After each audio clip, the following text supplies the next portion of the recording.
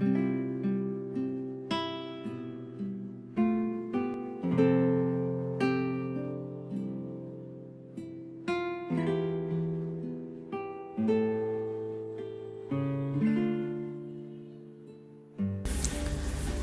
mabuting balita ng Panginoon ayon kay San Juan.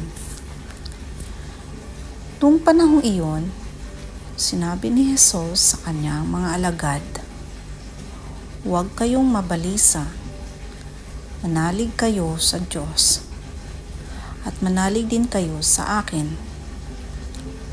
Sa bahay ng aking Ama ay may maraming silid.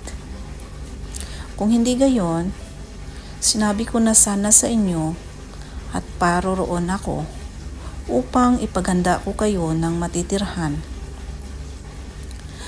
Kapag naroroon na ako at maipaghanda na kayo ng matitirhan, babalik ako at isasama ko kayo sa kinaroroonan ko.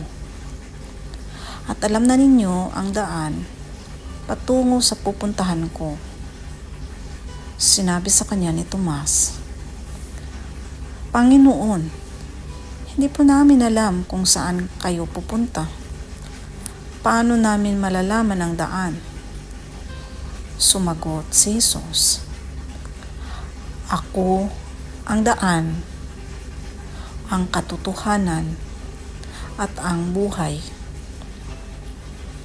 Walang makakapunta sa Ama kundi sa pamamagitan ko." Ang mabuting balita ng Panginoon.